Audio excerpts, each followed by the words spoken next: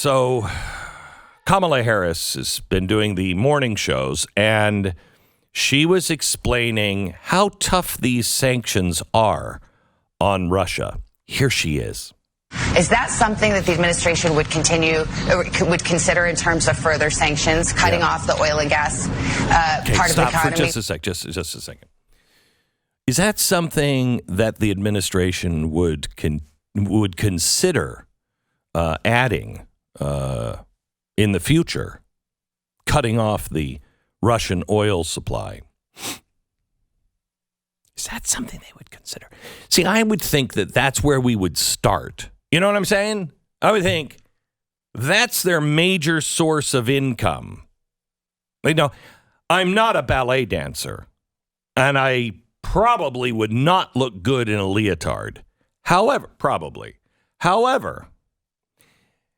if they hit me first, when they try to shut us down, if they hit me first with no money from your ballet performances, I'm going to tell you, I'm going to cry. I'm going to weep. It's going to be terrible. Terrible. Terrible. Don't hit me, like on the radio thing or the broadcasting thing. No. A lot of my money comes through ballet dancing. And then if you say, I can't watch Batman. What do you mean? I'm going to have to wait? You're not going to give me an advance showing of Batman? No premieres of Batman? Are you out of your mind between that and ballet dancing? How am I going to go on? That's what Putin is thinking right now. So the question to our vice president is, would you guys consider cutting off his money supply by banning Russian oil exports? Is that something that the administration would continue or would consider in terms of further sanctions, cutting off the oil and gas part of the economy for Russia? Well, as you know, that on this issue, for example, we applaud Germany in terms of what it has done as it relates to Nord Stream 2, as it relates to what we need to do domestically as well as what we need to do in terms of this issue generally. Right. We have, as the president said, reevaluated what we're doing in terms of the strategic oil reserve here in the United States to make sure. Anybody notice? I mean, somebody, please send up a flare. If she gets close to answering the question, just send up a flare. We'll come back to In terms of what? In terms of considering cutting the money off. In terms of oil? Yeah. In terms of her answer about in oil, in terms of the money? Yeah. In terms of that? Okay. If you see that, just send up a flare. In terms of her answer? Yeah. Yes. Okay. Yes. I just want to make sure I understand. Yeah. In terms of her response to the question. So then she goes right into, as the president has said, we're addressing this now with our strategic oil reserves. Now let's just do a little math here. Okay. First of all, we're talking about hurting the Russians, not America. Okay. How do we cut their money off from oil? He's doing a bang-up job of cutting all of our money off by making oil and gasoline wildly expensive. Okay. Hey, don't you wish you lived up north right now so you could pay for the oil and gas to heat your house? Oh, my gosh, you in Boston must be having a blast right now. Oh, by the way, in Boston, you're the one receiving the Russian oil. All right. So we're going to release the strategic oil reserve. Let's look at those three words, shall we?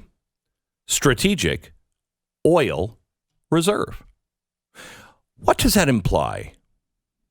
Well, it's a place you put oil, right? Mm-hmm. In terms of oil. Okay. Mm-hmm. You're reserving it. Yeah. Okay.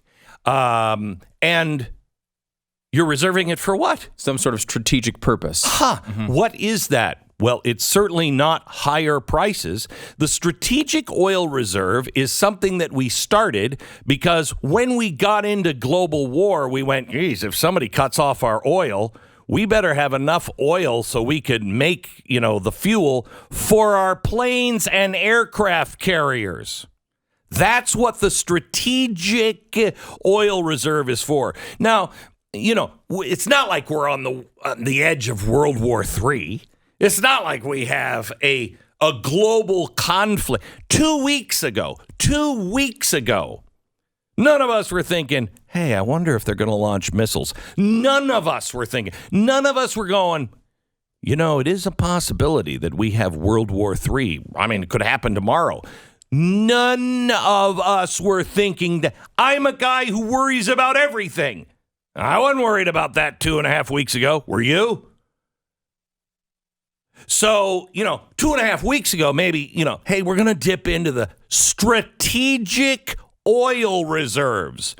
The oil that we have reserved strategically so our war machine could have fuel.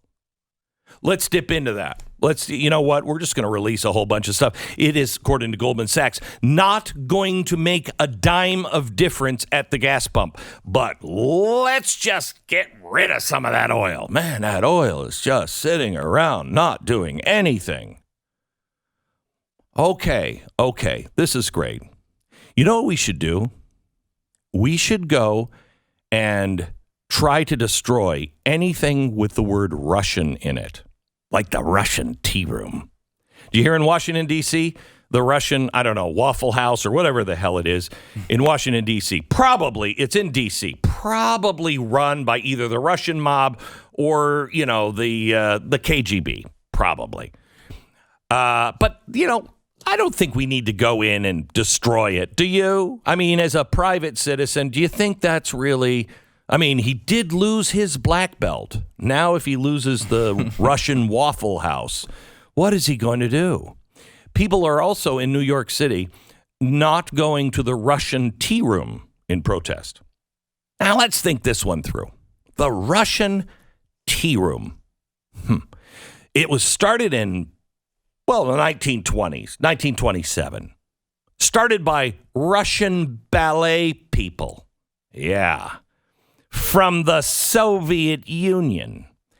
Yeah, that's the time. Now, who knows what the Russian tea room really is, But let me just tell you, I know it was started in the 20s. I know it was started by a bunch of Russians, and I know there were a bunch of ballerinas, okay? I know that they were performing at Carnegie Hall, and then they left. They just left their country.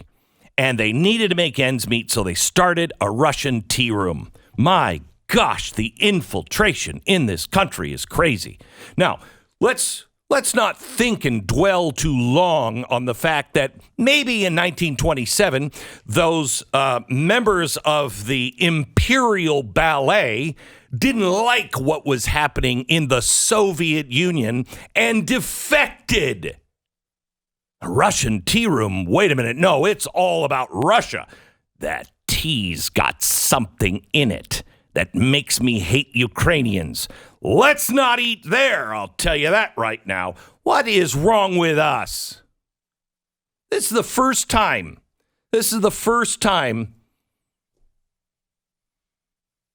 Yeah, I think I can say this. It's the first time that I have seen such a coordinated effort on all fronts. I don't know what's true anymore.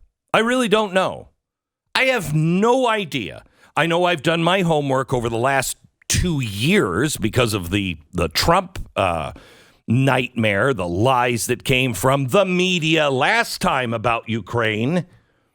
I know who they are. I know how they're connected to Joe Biden and his lovely son.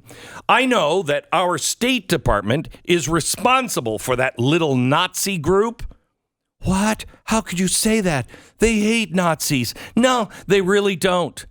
Our State Department and our CIA, they'll fund anyone. Anyone. Oh, that's crazy. They would never do that. I mean, certainly they wouldn't have done that with Osama bin Laden. We're the ones who financed all of that. And then it became a little tough. Now, all of the newspapers, all of them, New York Times, Washington Post, they have done long stories on this particular Nazi group. Okay? They've been against it. They've been, wait a minute, none of them are exposing that we financed it with that missing $7 billion. Where did I put that $7 billion? But now the Washington Post and the New York Times, they're just rediscovering this Nazi group. What? Have you heard? No, that can't be true. No, Ukraine is the good guy. It's a small group. It's nothing to worry about, really, because I read your newspaper. I read what you said before. How do you trust anything? My job is to tell you the truth. I can't tell you the truth of what's going on in Ukraine because I can't read anything other than what social media has filtered for me. So I only see one side of it, or what the cable news companies are showing me. I don't know. I just know that Stephen Miller was right, that this is the first war that is all social media. No, how dare you say that? Is it because you're white and these people are white? What about Syria? No. This one is highly organized. This one involves everyone, and it involves Zelensky, who I like. But let's not forget he's an actor. Let's not forget he knows how to use social media. Good for him. I'm glad. But do we know? I mean, look how many things that we have heard. Have you heard about the ghost of, Ghost of Kiev? What was that ghost? The pilot that was supposedly knocking down all these planes. Yeah. Not accurate. It's what? Not accurate. No, don't pay attention to him. Did you hear about those brave Ukrainian soldiers that were on that island and the Russian ship came up and said, hey, you give up your arms. And they were like, "Nyet! Screw you, Russia." Yeah, that was a great story. Oh, not true. No, well, they did say that. They just didn't die after it. Yeah. They didn't. Those brave soldiers didn't go out in a blaze of glory. It was still kind of a badass move, but they did not actually die. The story, who knows what stories are true or not? Okay, we're in the fog of war. My problem with this is everybody is just jumping onto a bandwagon, and if you disagree or question and say, "Hey, let's not race to World War III," you of course are an enemy. Yeah, to this point, Glenn. We are sitting here talking about this furious Ukrainian response, which does seem to be real. And it does. Something that I'm cheering on. I want them to fight back and fight back valiantly as they are. But how many stories have you heard from the media about how Russia stalled? They've tried to do this. It's been a lot harder. They're not getting to where they wanted to be. So it's been a week since this started. A week. It took us 2 weeks to get to Baghdad. So we are half of the time that it took us in what we all would look at as like the easiest, quickest war ever for us to get to Baghdad. Remember the whole Baghdad Bob stuff? Like anyone who said that they were coming up with a furious defense, they were mocked because it took us 2 weeks. It's only been 1 week. I mean, I know social media and the news cycle makes it seem like this has been going on forever. It's been 1 week, and I fear that we have a lot of really ugly days coming here in the coming weeks and months. That is my point. Yeah. How do you know what's really going on on the ground? Have you heard the Russian side? I believe it's most likely propaganda. But I can tell you the West is all propaganda as well right now. This is the reason you have a free flow of information, so you can read differing accounts and make your own decisions. But if we really are a nation of like, wait a minute, so that was a big country going into a smaller country and that's somehow wrong, well then I guess we need overlords to tell us what we can do. Yeah, and then I'm going to go in and I'm going to spit that tea out at that that commie tea room. Come on, America. We're better than this. We are better than this. If you enjoyed this video, hit like and subscribe to our channel so you'll be sure to see similar videos from Blaze TV with the added bonus of signaling YouTube that your voice and opinion still matters. And if you're looking for more great conservative content, check out one of the 2 videos suggested here.